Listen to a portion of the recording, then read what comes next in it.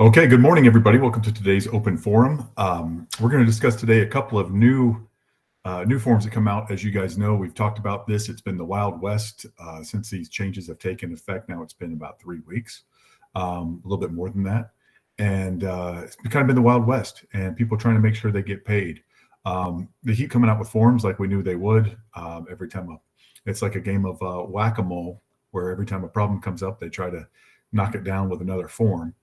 We're going to talk about these forms today that they just released yesterday and the day before yesterday. They just announced. They are on your, I've had some questions about, are they on Form Simplicity? Are they on Transaction Desk? Yes, they are. So let's go. We're going to take a look at these forms. Alex, do you mean to have a hand up? I'm assuming you don't. Nope, you just removed it. All right. Okay, let's look at some of these forms.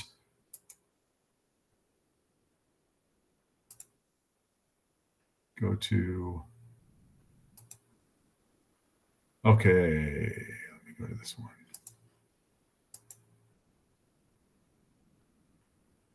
All right.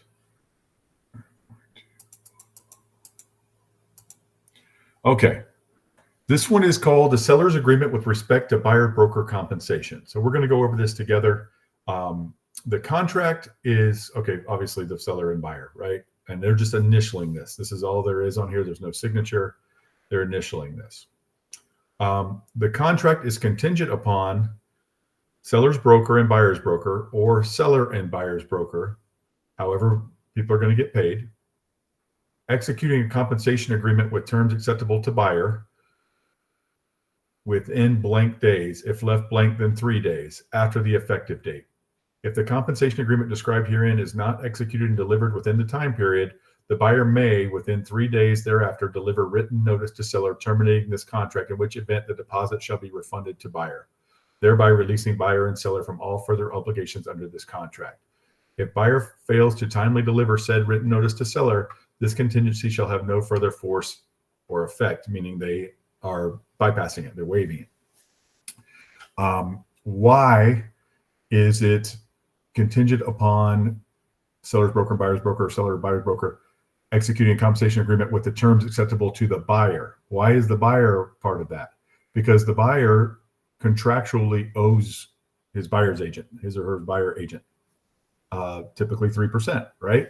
So they've got to figure that out within 3 days. Let's say 3, could be whatever. 1 could be whatever it is. If the compensation agreement described herein is not executed and delivered within the time period, and those are these compensation agreements we've been looking at the whole time, seller's broker to buyer's broker, or seller to buyer's broker, the buyer may within 3 days deliver written notice, okay? Meaning on that 3rd day, they've got to let them know, look, we don't have an agreement to pay for my 3% that I owe my buyer's agent, so I'm backing out of this deal. That is this form. Is this form necessary? What are they trying to do with this form?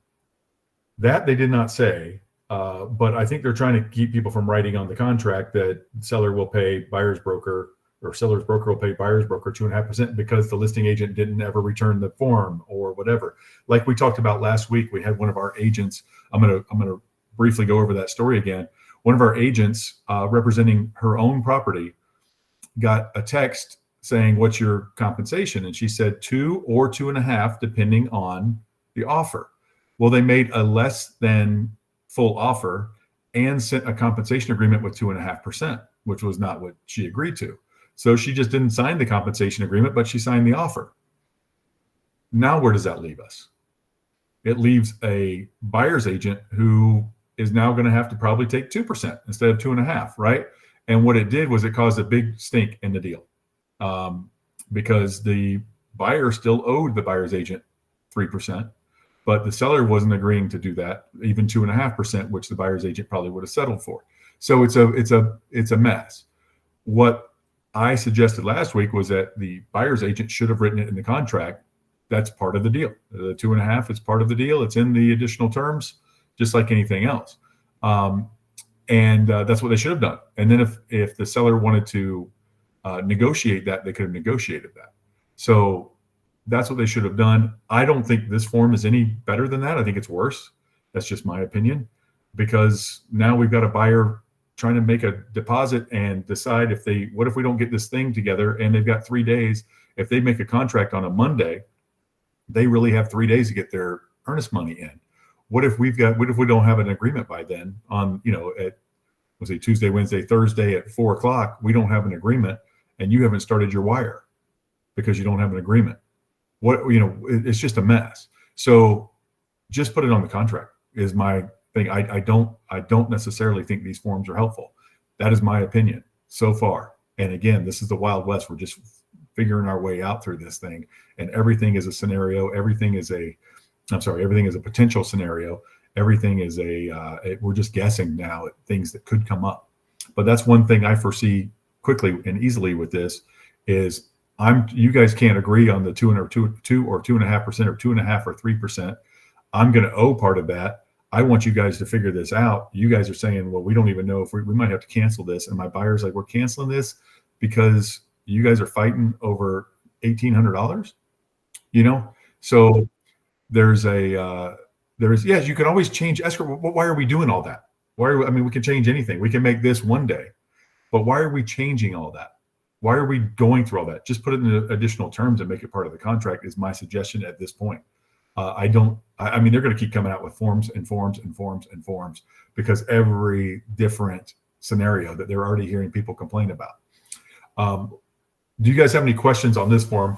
Maybe I should look at the other form first before we take questions on this form to see if that answers some of those questions.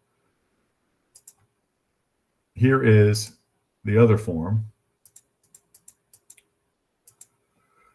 Credit related to buyer broker compensation. This is when we're going to do a concession for compensation. Buyer has entered into a separate brokerage agreement and may be amended.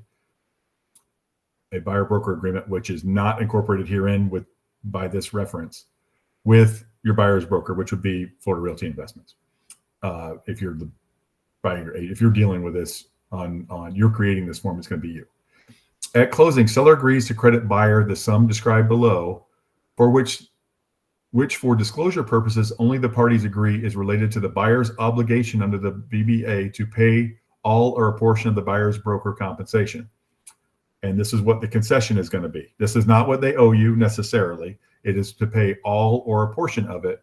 And this is what they're giving you. It might only be 1%. It might be 2%, it might be 2.5%, might be 3%, whatever. Or a blank amount of money, or a percentage of the purchase price plus whatever. Okay.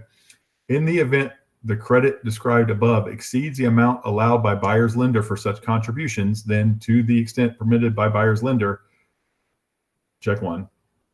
The balance of the credit will be paid by seller directly to the buyer broker, or the credit will be reduced to the maximum amount allowed by buyer's lender.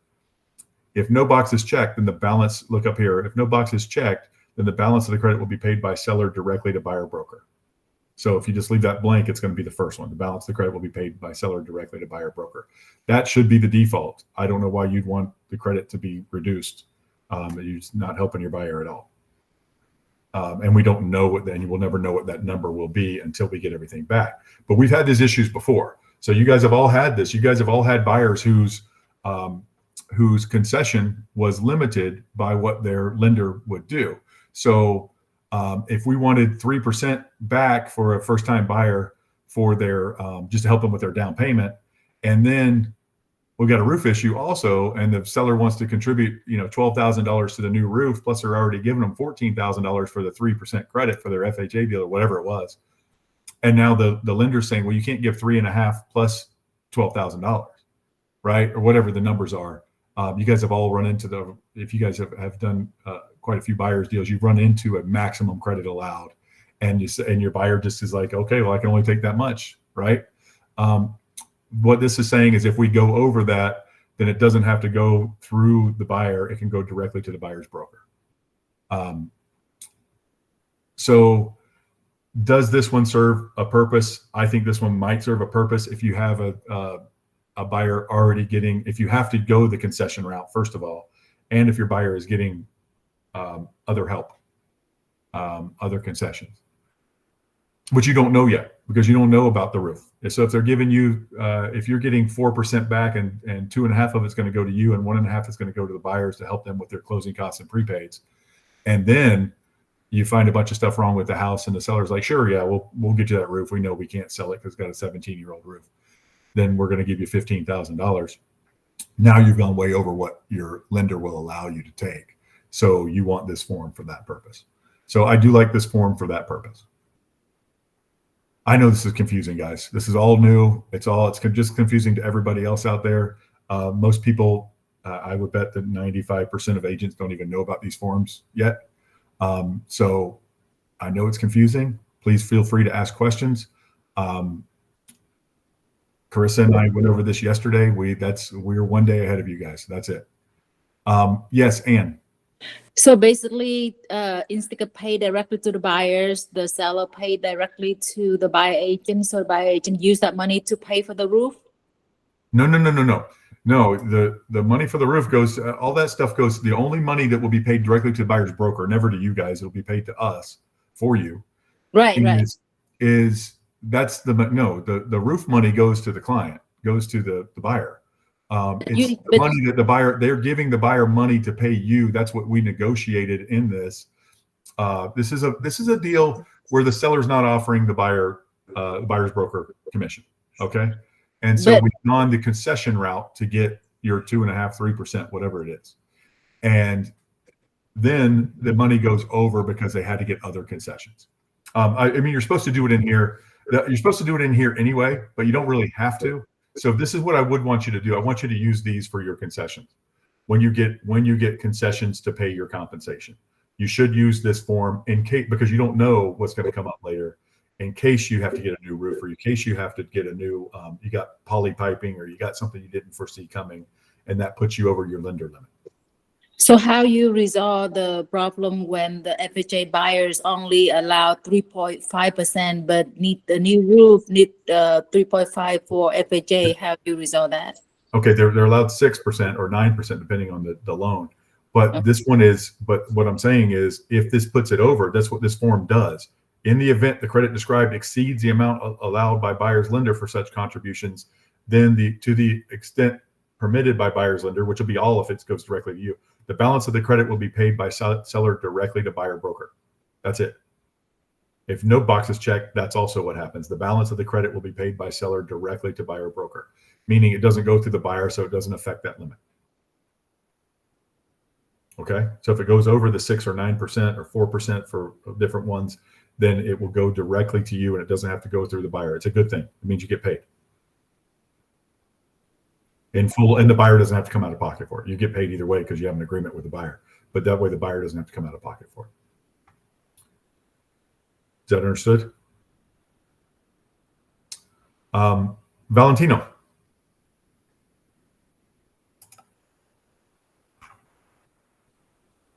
Valentino, you might be on mute, bud. Sorry, I'm on mute. It's also long distance, right? So it takes time. You're good now, bud. Okay. What I was going to say was I have a listing already, and I've let the title company know that there's 2% on the buyer's compensation, basically, for the work that the buyer's agent is doing.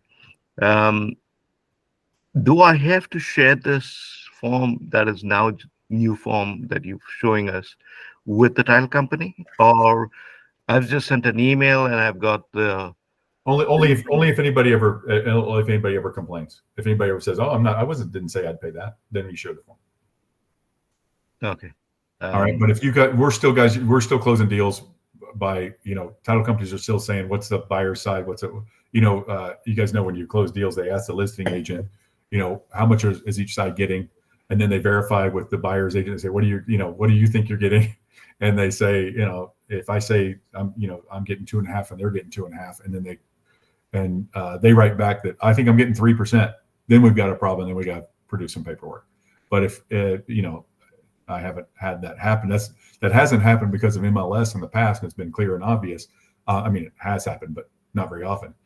But now there's gonna be some disagreements, like that other thing. If that lady had just gone on, the buyer's agent just gone on thinking she was getting 2.5% because she sent it in, even though she didn't get it back signed, they would go to the title company, submit that contract to the title company. They're going to pull title, they're going to pull liens, they're going to do all that stuff. They're going to reach out to both agents and say, what do you think you're getting on this? And when one would come back with, and those two numbers don't match, then the title company said, well, hey, you guys have an issue. Let me see your paperwork. And you would have to send in the paperwork. And the lady who thought she was getting 2.5, but it hadn't been agreed to, would have to produce a signed agreement. She didn't have it.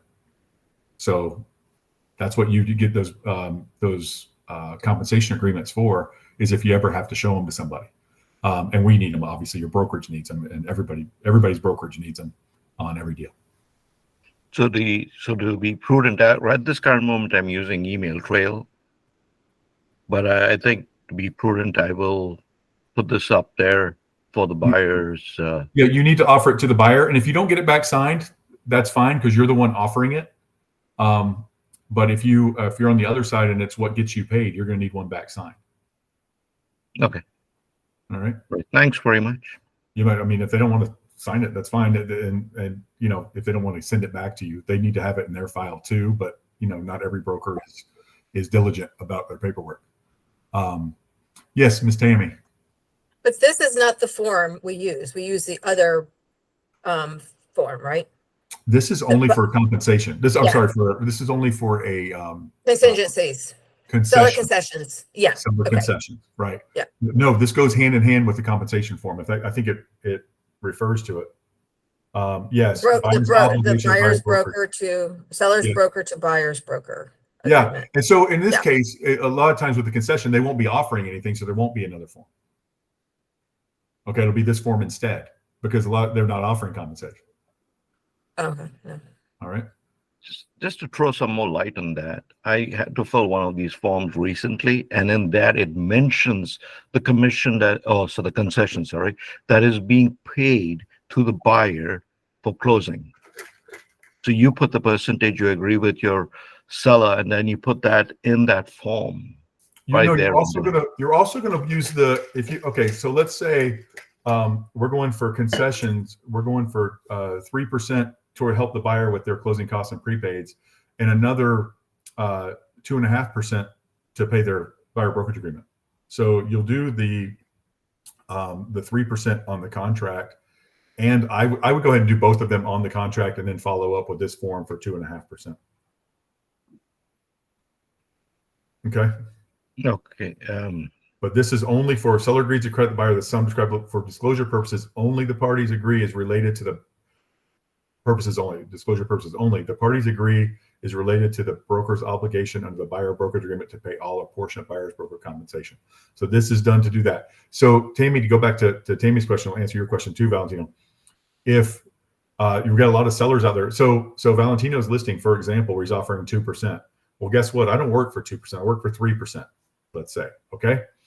I'm gonna ask Valentino's client for another 1% for me, right? To clear my buyer's obligation to me, because my buyer owes me 3%, let's say, because of my buyer brokerage agreement. All right. So 2% does not satisfy what my buyer owes me. I'm going to go for another 1% right here. I don't know if you can see my cursor. You can't. But you see the line, the first box there. I'm going to check that, and I'm going to do 1% of the purchase price. And that is to pay all or a portion of my compensation, because they owe me their obligation under my buyer brokerage agreement. Okay. So this can be additional, in which case we're just disclosing it here. So I would write it on the contract also, and then disclose it here. This is for disclosure purposes only. And look at this thing. Broker commissions are not set by law and are fully negotiable. I told Carissa yesterday, I'm going to get a tattoo that says that, because they've put it on every form now. You guys just get one across your forehead, Mike Tyson style. Broker commissions are not set by law and are fully negotiable. And if you ever get called before Frank or anybody, you just say, look, I had it here the whole time. You'll be clear. So I think it'd be a great tattoo. Any questions on this form? We are just disclosing. Yes, Rakesh. So Ryan, this one, I understand we don't have the concession field in MLS anymore. So how do you know there are concessions only when you communicate with the listing? Yeah, concessions were, well, even if they were in there, they were never guaranteed. So concessions are always negotiable as well. And yeah, of course, what you just asked for, Rakesh, if you're not paying me commission and you want to sell your property, I'm going to ask you. I'm not out here working for free. And I don't think any, but I mean, when you guys talk to a seller, you have a listing and you talk to a seller and they say, we're not offering commission, you should go ahead and tell them they're going to ask for concessions. Everybody. Mm. I'm just not, we're not going to do it. We're not giving them anything. Okay. We'll see how that goes. I mean, Yeah. what else can we do? And they'll find out by trial and error that no buyer's agent's going to work for free. They might get somebody call off of Zillow or off the sign in the yard, but that's it. So there you go. Yeah, so far I haven't came across, I mean, it's early days, anybody saying, oh, we don't offer any commission to the buyer side, but it's early days, you know, but so Yeah. far. We're 6 days sounds short of a good. month of this system. So Yeah. on September 17th, it'll be a month that we've been doing this. Well, it's been longer. We've been using those forms. It's been a month now at least. But yeah, that's good. No, it's all negotiable. And yes, if I'm working and my buyer happens to love this house and Tammy's not offering me commission on it, it's going to be in my contract. I'm going to submit an offer with that commission on it. And it's a negotiable thing, just like anything else.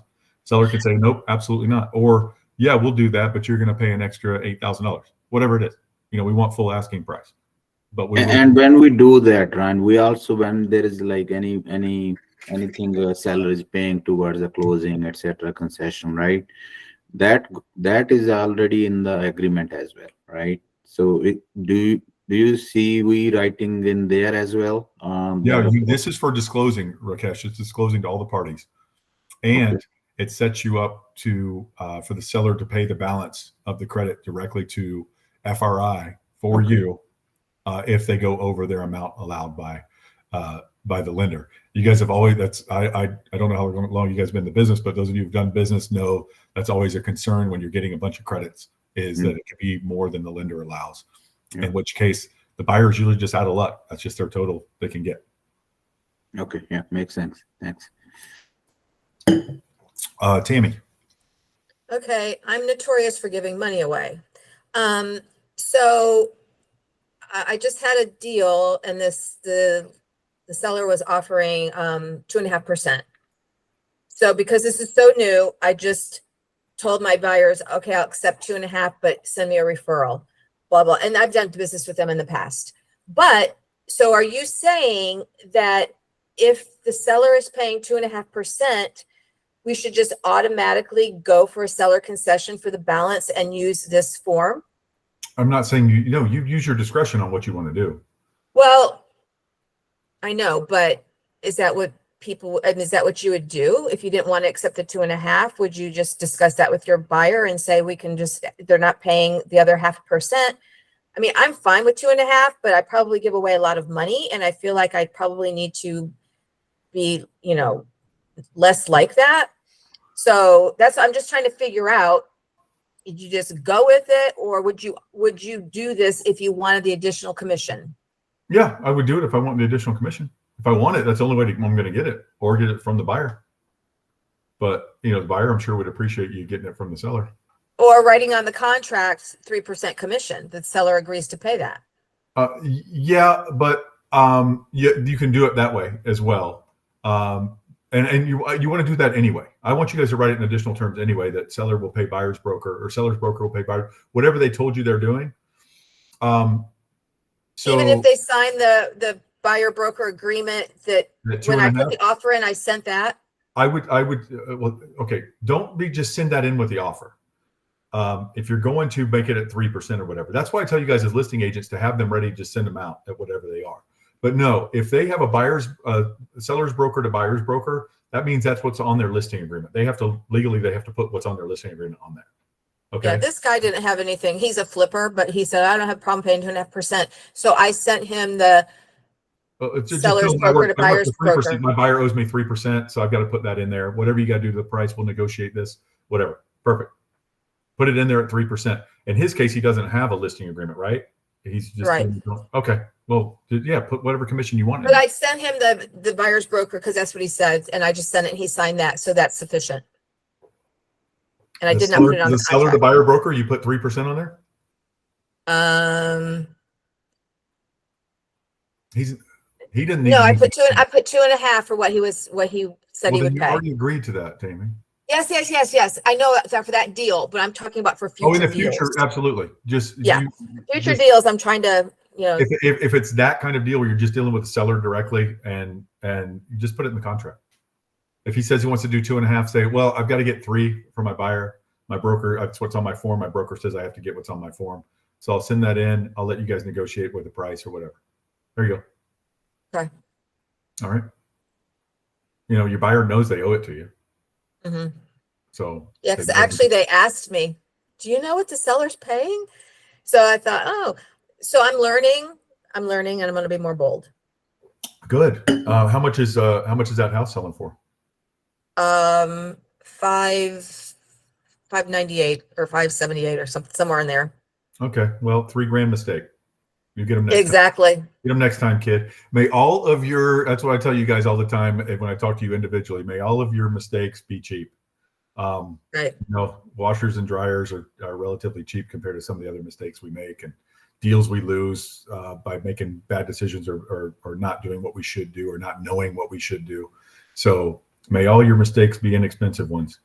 And that one was it's not that big of a deal, Tammy, but $3,000 is $3,000.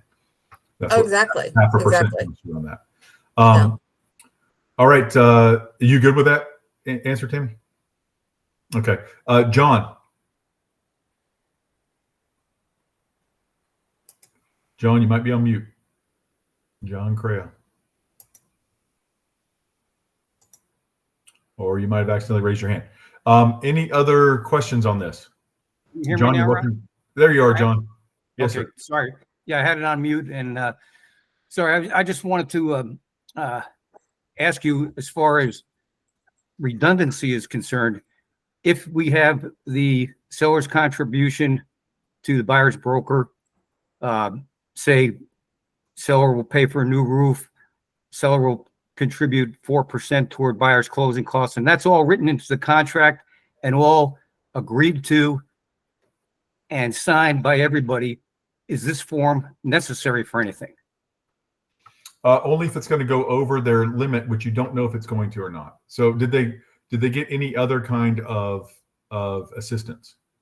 Right. No, just in a regular deal, because I know you would always have to hear back if you didn't know ahead of time about the mortgage limits or limitations that you have. But just in a straight deal where you know that that's going to go through.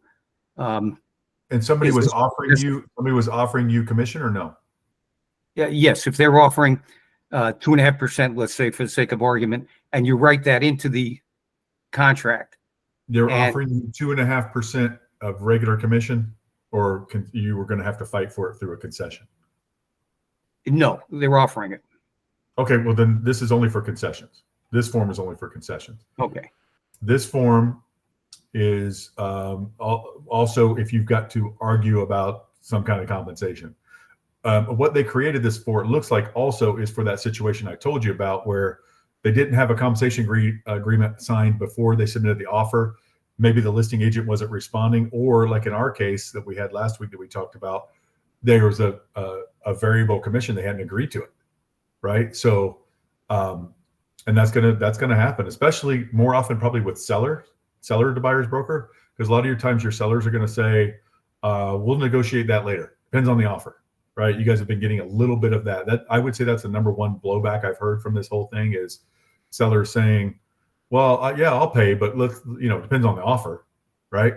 So that might be something here that this goes with, the seller to buyer's broker, because the seller is going to be wanting to negotiate it later, which, it should be done with the contract. That's why I would just write it in the contract in that case. I think the cleanest thing to do is just write it in the contract. It is a term of the contract. The buyer owes it. The buyer and seller can no longer, this is a good thing in some ways. the buyer and seller can no longer negotiate your commission out of a deal if you write it in the contract. Theoretically, they could before, but they can't now. So because the buyer owes you up to 3% or up to whatever you put in their agreement, and the seller owes the listing agent, obviously. And typically, or I think we're still going to see 90% of the time, the 5, 2.5, 6, 3, kind of thing. But on the non-typical deals, you're protected now. Write it in the contract. And because the MLS no longer guarantees cooperation, you can write it anywhere you want. That used to be a violation of the ethics to write something besides what they offered in the contract. You could have written it before in the contract and they could have theoretically negotiated it out, but it wouldn't have made any difference because you were entitled to it. But now you're not necessarily entitled to it. So put it in the contract until further notice. Tammy. Okay, so it says comprehensive rider for residential contract for sale and purchase which is not an as-is contract. I sent a document once on a deal and the guy's like, that's for, that's not the, it's for a sale and purchase contract. It's not for an as-is contract. They make different forms. They've made 2 of these. This is the one for CR6. There's also a one for the as-is. It's got a different initial. Oh, there is? Yeah, Okay. let me look real quick here. I didn't have a chance to look at these. They came out with one the next day that has both. These are both the ones I downloaded are both for the crisp, but they made other ones too. Just FYI, they made ones for the as-is. And guys, this is you are never going to have something thrown out because you didn't because you used the wrong form, unless it's ridiculously wrong. But just because this is not for the as-is, you are not going to get this thrown out or not accepted. Well, I kind of agree. That guy sort of got on my case. That's not for the as-is contract, blah, blah, blah, blah. And then I felt kind of stupid. Well, that's fine. No, that's fine. It's happened to us all before. We've all used the wrong addendum before. It's perfectly fine. It's literally happened to me before. I've used the wrong addendum, and I've probably done it hundreds of times. And I just only hear about it when you get one of those people who's more interested in forms than they are in closing deals. Any other questions? And I'm not telling you to use the wrong forms. I'm telling you to use the right forms. But a lot of times you guys have been using the wrong addendum, and nobody cares. It's they're not throwing out the buyer and seller. Like if this ever goes to court, the buyer and seller's intention is all that matters, and the fact that the agent used the wrong form does not take away things that they agreed to. And this has nothing to do. This doesn't have the differences in the contracts have nothing to do with this, with who gets paid what. So it doesn't matter. Not saying it doesn't matter. Use the right form, but it's not gonna. You're not going to get kicked out of court for that. If the other agent catches it and reminds you, like, oh yeah, you're right, I did use the wrong one. Great. Try to use the right form the first time. Somebody reminds you and do that. It's it's embarrassing to go back to your buyer or your seller and say, hey, use the wrong form. So do it right. Any questions? They did, Tammy, to answer your question, they did send out another email yesterday. Do you guys not get Florida Realtors? If you didn't, you probably blocked them because they annoyed you or whatever. Like some of the people have blocked. No, I get it. I just haven't had a chance. I was on the road to look at my emails really. And then, but I will look at them. This one came yesterday. There was one the day before. But yeah, you guys like to block me. You guys like to block Florida Realtors. Obviously, those of you here today didn't block me, but some people do. And they are, they do annoy you with a lot of stuff, especially right now when you got all these problems and they're doing dog shows and stuff. Any other questions on these forms? Awesome. That's fantastic. Well, what do you guys have questions on then? Let's talk about something else. Tammy Pipkin from Orlando. I'm a pain today. So the flipper deal, my buyers want the house. There are a lot of issues with the house, which he's very agreeable to fix a lot of them. But my buyers are really pretty picky, and the pipes, the cast iron pipes are one of the bigger problems. The pool leak is another bigger problem, but I've still got to negotiate the pipes situation. But do I because I've really not run into this many problems on a house in a really long time. So do I word the addendum for him to do all the repairs to the buyer's satisfaction? I mean, I guess my thinking is can the buyer still get out of this deal if the repairs are not done to their liking or standard, which is probably not going to happen. But, you know, once we get past our inspection period, they're stuck with his repairs. Timmy, And so I didn't know if there's any way to guard against that. what is your experience with flippers and who does their work? This one actually isn't bad, but shoddy. Well, not shoddy necessarily, but they have one guy who does everything typically, you know. Right. And that's why he's probably handyman. agreed. Yeah. He's not hiring full price, licensed and insured and all that stuff. Right. And if you put that on an addendum, they're going to balk at it. And if you put something, if I were doing this flip, and I've done flips before, if you put on there licensed and insured and to the buyer's satisfaction, no, thank you. I always want credits. I want full price estimates from everybody and my buyer to agree to credits. The pool leak, scary. Piping, scary. Let me get an estimate for a full replacement. Which we do, but the problem, like the pool leak can only detect one leak. And after that one leak is fixed, they have to test the rest. So my buyers don't want to take that on because then he will be liable for the rest of if there's more leaks down the line. The cast iron, one leak is outside. He agreed to fix that, but the other one could be a big interior job, which there's that sleeve stuff you can do. My buyers are okay accepting some of that part. And the other stuff is more like the cosmetic-y fix-it stuff, which probably isn't a problem. But I guess get concessions. You can get as much concessions as you can, and on the outside stuff, but my buyers wanted him to fix the stuff. Well, okay, but you need to explain to them why that might not be a good idea, or see if he'll agree to it. But he has agreed to it, and they just think that he's got the people, so it would be easier for him to fix this stuff because he's already got the people that work for him. Okay, yeah, but Like, put the buyer's satisfaction. Okay, But the buyers need to have their guy look at it too. Yes, because like the roof is popping up in a place, and it's not that old of a roof, and he's going to have his guy fix that, you know, and Ugh. yeah. Yeah.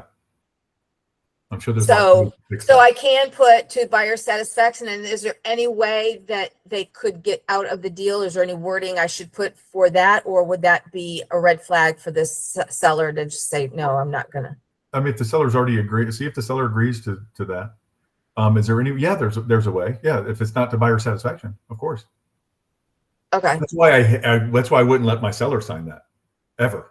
I would never let my seller sign something that says to buyer satisfaction. I'll do the licensed and insured repair, but never to my buyer satisfaction. To your buyer satisfaction. So would that mean if I put there is nothing more subjective than satisfaction. Right. And could the closing be delayed as a result of that verbiage? Of course. Yeah. And I don't like it, and I want you to fix it again. I still want the house. I want you to fix it again. I've already paid for it. Or now we'll take some money and we'll do it ourselves. Yeah, and maybe so. Yeah. But at that point, the seller also could walk and say, I've done this. I've done everything I can. You know, here's your money back. He would have given their money back. Mm-hmm. But they're still out, 45 days plus their inspection, appraisal, everything else they spent. Yeah, they've done a ton of inspections on this house. Probably sold their house. We got a moving van, got all that stuff going. They've got all kinds of loss if they don't close on it. It's just a mess. But if the seller will agree to it, there you go. I mean, you're a transaction broker. You can't tell them not to agree to it. You got to deal honestly and fairly, and that's all you do. And it is honest and fair to say buyer satisfaction. That's a real term. But Yeah. I just hate it. If I represent that seller, I wouldn't allow it, or I would tell them not to. Yeah, the It's agent is the fine. owner of the agent is the owner of the house. Oh, but he is an agent. He's an agent. Oh, and good. Yes. Oh, Yeah. good. Then he advises himself. Then if he wants to do that, that's great. Then he is being, Yeah. you're not a transaction broker. Perfect. No, that's good. Good. I'm glad you're not a transact. I mean, you are in transaction broker capacity, but you're Yeah. not representing both sides. That's great. Right. Good. Go for it. Yep. I love buyer satisfaction if they'll agree to it. Okay. I was worried that you're representing him, so you're not. No. Okay, No. good. Good job. Do it. Rakesh.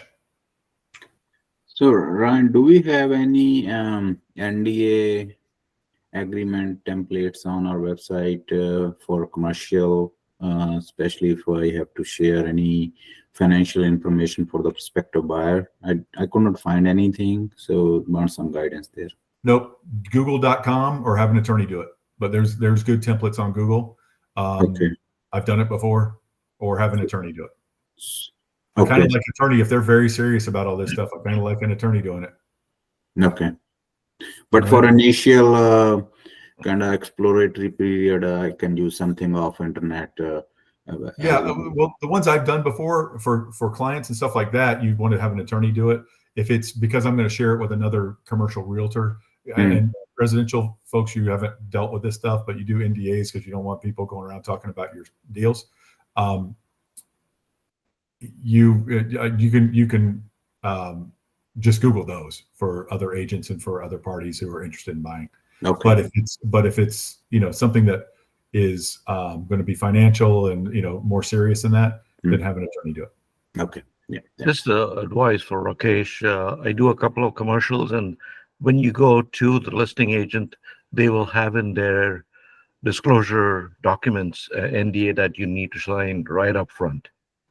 Well, in this case, I need one, Valentino. I have the listing, so I don't have one. So if maybe I can connect you offline. Yes, do that. If you ping me your number on text, Okay. Sure. chat with you. Oh, and I wanted to point out, Tammy, you said you give away a lot of money. I put my Cash App in the chat. You said you like to give away money. Sunaina. Yes, Ryan, I have a question. I'm doing 2 land listings, commercial, empty lots. So I just use the same form simplicity. I stick to that, right? You're doing, I'm sorry, do that again. Vacant land listing I'm doing commercial. Yeah, it doesn't matter. If it's commercial. So I just stick to the same, right? Form simplicity, vacant land listing. Yes. Okay, and put my commission on that, and that should cover me, right? Yes. Okay, thank you. You bet. Mhm. Anne. Yes, I'm the listing agent and we get into the contract. We pass inspection period and we already negotiate. My seller will pay, the list needs to be fixed. And the buyer agent negotiate, it's all AC, so he negotiate to pay home guarantee to cover in case something wrong with the AC. But the buyer come back, ask to tune up the AC, and when they open up, the AC guy says, nope, I don't want to do it because it seems like too old, it's made broken, and he doesn't want responsible for that. And right now, I asked a buyer agent, the buyer agent willing to pay for the AC guy come out to tune up the unit. So I told him I have somebody willing to do it, or would you willing to pay for him? And he said yes. So if my guys tune up the AC, if it's broken, can they be able to back out the contract? Is already no? Nope. Okay. They're out of their inspection period. That was their time to back out if the AC is Okay. bad. Awesome. Thank you. And if they just because they discover something later, that all should have been done during the inspection period. And remember that when you're the buyer's agent, is everything needs to be done during the inspection period.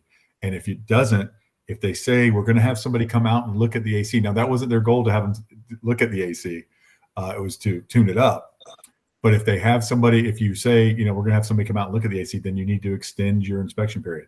So no, your seller is in good position there. If they don't want to buy the house now because the guy goes in and says the AC is we got a $7,000 problem here, and they don't want to buy the house, then their deposit is gone. Thank you. All right. Lori. I was just going to suggest if she wants to hold that deal together, the seller if the AC is working right now, but everybody knows that it's not in the greatest of shape, but it is working, have your seller offer a home warranty. They That did, Lori. She said they did. They're We behind it. did, yes. Okay, fine. So after closing, you wait a while and you put in a claim. The There you go. buyer request to tune up. That's why the Well- buyer agent willing to do it. Yeah, who knows how the tune-up will go, and it might Mhm. break later and all that stuff. Thank you, Lori. Okay. Any other questions or comments before we go? 2-9, okay. Monica. Hey Ryan. Hi. So Ryan, I want to know, like, if a house is on a public sewer right now, and I want to know if it was ever on a septic, how do I go about it? I tried to reach out to the town, but they don't have information beyond 10 years. The reason I'm asking this is, like, I just want to make sure that, there are no hidden or, not properly abandoned tanks somewhere on the property. So, Why does the town only go back 10 years? Did they just incorporate that property within the last 10 years? no, it's an older property. It was built in 80s, but the town only has records. Like, it's in Winter Springs. I reached out to them. They don't have older records. They don't know if it was ever on septic or not. So I would contact Seminole County. Somebody has to know. At some point that was permitted. Somebody has to know. I did reach out to Seminole County also. They directed me to Winter Springs, so I cannot find the right person or the department. You're only going to get as good a service as the person you catch at the desk that day, I guess. Somebody has to have a record of it. So at some point, a septic tank was permitted or it wasn't. And that's all you need to know. When was the house built? In 1982, 83. Okay. Is it in a neighborhood? Yes, it is. Like a Hidden Springs or something, like a name of a neighborhood, right? Like a subdivision. Or is it just on a street with neighbors? I mean, is it in a subdivision? No, it's not in a subdivision. There's no HOA or anything. It's just a Right. regular house. Yes. Okay. Are any of the other houses nearby that you've seen on septic? The whole neighborhood is on sewer now. You've asked me about similar stuff before on email. Why are Yes. you concerned The about it? Did you reason have I'm a, asking, yes, I had a very bad experience in New York, where the whole neighborhood was on sewer, and the house was listed on sewer, but then later on we found a septic tank, and it was a big mess. So I just want to make sure that there is nothing similar going on here. That if you want to really find out, then you can contact a company like Brownies or somebody to come out and locate a septic tank. okay. And they may say, well, you're crazy. Nobody around there has septic tanks. So I would contact them, or they might come out and try to locate one. So Okay. I recently had to have them locate a septic tank, which they did. Okay. Okay. Sounds good. Thank you. I mean, it was an active septic. It was on septic, but they located the tank. So they can do that. Okay. Okay. Sounds good. Thank you. All right. I don't know if do you know Brownies? You I Google can Google it. If I need more information. BROWNIE''. Brownies. Okay. All right, Yolanda. For Monica, good morning. She can contact the city of Winter Springs, the utilities department, and they can direct her from there. But if there is if the house is in a neighborhood with that they already on a sewer, they already have sewer, more than likely that house is in a sewer neighborhood. My house was built in 1972 in one of the neighborhoods in Winter Springs, and I am in a sewer. Yeah, it's on I have sewer. It's on sewer. She's just wondering if it was ever on septic. Was yours ever on septic? Never. Yeah, It was always in sewer. I would think that Winter Springs had sewer going back in the 80s before that house was built. If it were in a subdivision, I would be very sure of it. But if it's just on the street, I'm not as sure. But she can contact Brownies and see what they say. They may tell her it's not that. I would normally think it wasn't that big of a deal. Obviously, she's had a bad experience, so if it makes her buyer feel better, if it makes her feel better, that's great. But Ryan, when you switch from septic to sewer, isn't that part of that you also have to remove the tank from the ground? I don't know if it was in 1985 or whenever they could have done that, Rakesh. Okay. Yeah, typically they do. Yeah. Yep. At least The here other in marketing. Florida. At least here in Florida, and everything is different. Everywhere is different, Right. The other marketing thing I can give Monica is go door knocking and find out who was the most in that subdivision, if it is. Find out who's been there the longest and ask them the question and give them your card so you might get another sale or another buy there. That's not a terrible idea either, Monica. If you can't get an answer from Brownies that say we're not going to help you, talk to people in the neighborhood and say there's got to be somebody there who's been there since 1982 and can tell you, no, we had sewer when we built in 1980, or whatever. Okay, sounds good. Thank you, guys. All right. Good suggestions, guys. Any other questions before we go? You guys feel pretty comfortable with these forms? Brenda. Yes, how are you? Thank you for Good. all the information. I have a client, he's from another state, and he find out when I'm writing the contract as is, he says, no, I don't want to write any contract with as is. What do you suggest? There's another form, the standard form. And you think the not- seller, because the one that I'm working with, he is very hard to deal with. That agent is very strict on the price and he doesn't want to negotiate and all that stuff. Okay. If they can't agree on which contract to use, then there's no reason to talk any further than that. Your buyer, different states have different as-is forms, and some of them have a bad name for some reason. You still get an inspection. Your buyer just doesn't understand. You still get an inspection period. You can walk for any Yes, reason. that's what I told them. Yeah, I Well, told you can them only that. tell people something, and then they think that realtors are liars, and they're trying to, trick them into a deal.